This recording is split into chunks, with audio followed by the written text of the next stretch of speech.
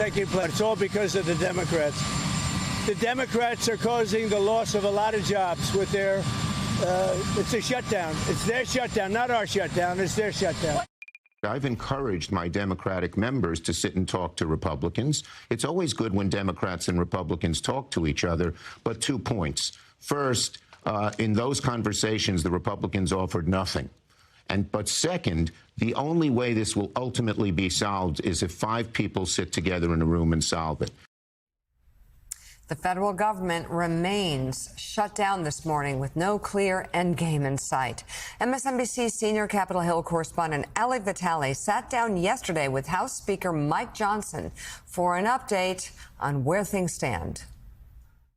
At the center of this debate feels like a debate over health care. And you've said repeatedly that addressing Obamacare subsidies is a December issue, but families are making their open enrollment decisions in October and November. So why shouldn't Congress give families some degree of certainty in a landscape where their premiums could double if this issue isn't taken care of?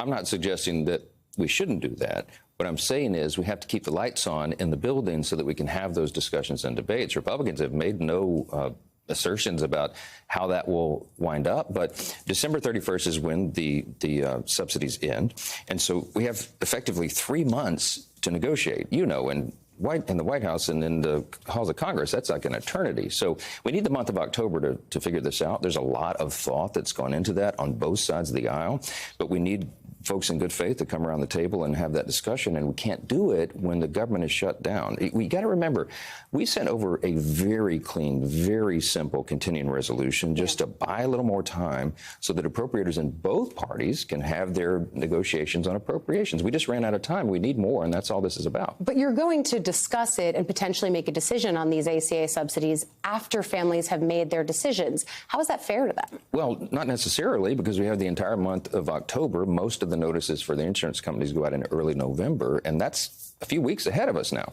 As soon as we get the government open, the sooner the better, so that those things can be resolved. And that's what we're saying. Now, look, Chuck Schumer and all the Democrats who voted against opening the government right now have said all this themselves. Chuck Schumer gave passionate speeches as recently as March of this year. I mean, roll the tape. He's the one that voted for the exact same CR, the exact same spending levels just 6 months ago, and said that we could not possibly shut the government down. He's changed his tune. And I mean, I'm not trying to be, mean about this, right? I respect Chuck Schumer as a person, but he's got a political problem that he's trying to solve using government funding for it. He's afraid, this is very clear and obvious to everybody, he's afraid he's going to get a challenge from his left flank in his next re-election bid. So he needs to show a fight against President Trump and the Republicans, and he's chosen government funding for that. I think it's selfish. I think it's foolish, and I think it's hurting real Americans. We need to get the lights turned back on so we can finish the discussions on these substantive debates. Why should Democrats believe that this is going to come back around, that if they solve the government shutdown now, that there's a trust between Republicans and Democrats? There's not really an open line of communication here at all. Well, there is an open line of communication. The president himself hasn't really been happening. The president himself had the 4 leaders in the Oval Office for the first time 5-6 days ago. 9 months in. Because this was the first time that the president needed to engage with the leaders on a funding matter, and we've been keeping the lights on and keeping everything going pretty well until then. But Chuck Schumer and Hakeem Jeffries in that meeting showed no willingness to come along and do the right thing to keep the government open. The president and everyone is open to negotiating all these issues. That's our process. We work in a deliberative public body. You got 435 members in the House and 100 in the Senate. There's a lot of opinions that you cover every day, right?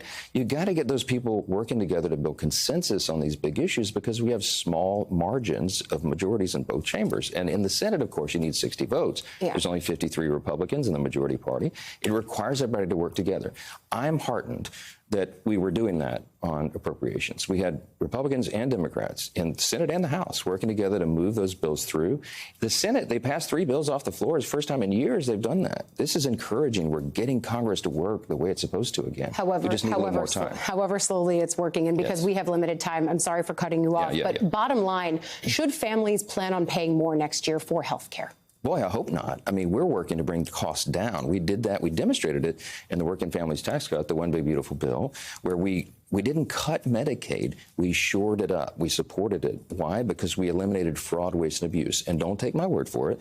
Look at the CBO's analysis. The Congressional Budget Office says we're going to save $185 billion just in waste and abuse, which is going to make the program work better for the people who depend upon it. They also say millions of Americans will lose access to Medicaid because of that. But I want to stay focused. Not Americans, illegal aliens and able-bodied workers. I think we both know that that's a misleading point here, because this is talking about people with legal status, not people who are here illegally. Not true. Remember that under the 4 years of the Biden administration, when they opened the border wide and we had about 20 million illegal aliens come into the country, they just granted asylum and parole status to everybody. Recognize what you're saying, but it's people who were granted asylum or parole, and so they were working through the process legally. But I want to get you on. We can debate that at length. Yeah, we could debate it at length, and if you want to stick around, I'm more than happy to do it. I wish I could. But you've invoked the president a few times now. He looms so large over this entire process. Your colleague Thomas Massie, though, has said that you're only speaker for as long as President Trump wants you to be. Does he have a point? No, he doesn't have a point. We've been demonstrating this over and over. I've been speaker for 2 years now. It's not a job I ever aspired to, frankly. Didn't know I'd have it. But I'm trying to keep steady hands at the wheel in very turbulent times. I'm trying to work with, in good faith, with people on both sides of the aisle, and we've done that. And if there was someone else that wanted to be speaker, I'd hand them the gavel. But right now, we've got to guide the country through these dire straits. These are turbulent times. It's wartime, effectively, around the globe. There's very serious, dangerous matters at hand. And we've got to keep steady leadership through it. So Thomas Massie's been after me from day one. He's after the president. He's got a bone to pick. I'm not really sure what the source of all of that is, but it's his issue and not mine. You were in that meeting that the president had with the four corners of Congress at the White House. When I was listening to Democrats talk about what went on in that meeting, they made it sound like the president was sympathetic to the idea of extending ACA subsidies. So if he came to you and said, let's make a deal on this, would you work against him? Well, no. I mean, no. What was said in that meeting, they might not have told you, Schumer and Jeffries, but Leader Thune turned to his colleague, Chuck Schumer, and he said, there would need to be some reforms because there's a lot of waste and fraud in that process, and it doesn't have adequate protections, and there's some things that could be done to make it work better.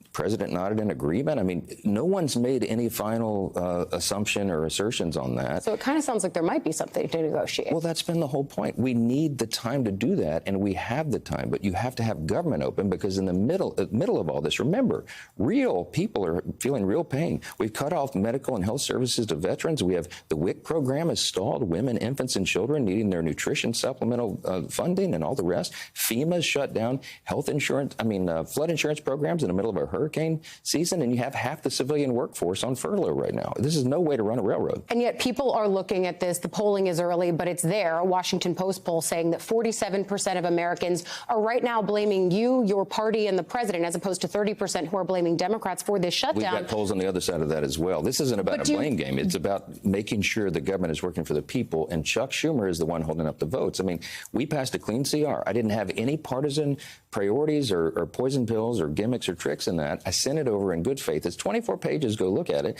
And look what Chuck Schumer sent back in as a counter proposal. He wants to add $1.5 trillion in new spending to a seven-week funding stopgap measure. Trying to claw back. And he wants to claw back the $50 billion we set out for rural hospitals. But when you look at the fact that the president is tweeting pictures of Democratic leadership in sombreros, when he's saying that Russ Vought, the head of the OMB, is the Grim Reaper with a scythe, is the president making Republicans' messaging job far harder? Is that how you would be messaging this? I think the president's team is using social media and all of the tools there, memes and all the rest. But does that help you? Well, no, I think what they're doing is pointing out the absurdity of Chuck Schumer and Hakeem Jeffries' political position.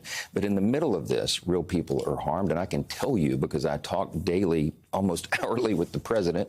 I've spoken with Russ Vought in the last 48 hours. They take no pleasure in this. They don't want to do this. They're put in this position by the Democrats in the Senate. They're the ones that chose to shut the government down and to put this responsibility on the Office of Management Budget. But do you see how some Americans might feel like when they see those AI videos, however they're leveraging social media, that memes don't designate a seriousness about the gravity of this moment? Does it help you to have them doing that? Well, look, you can follow my social media. I don't do memes and jokes against my colleagues. Offense, but his following is bigger than yours. Yes, a little bigger than mine. That's right. But I mean, look, I'm working on the policy. There's politics to this as well, right? And those are both components now. We live in a social media age and people use it. I think President Trump uses it as effectively as anybody ever has. And I told my friend Hakeem, who is my friend, I said, man, don't pay attention to it. Don't respond to it because it makes it worse. I learned that the hard way a long time ago. I mean, 48 hours ago, Gavin Newsom was trolling me. He painted me as a little yellow minion with big glasses and overalls. I laughed at it. I don't respond to it.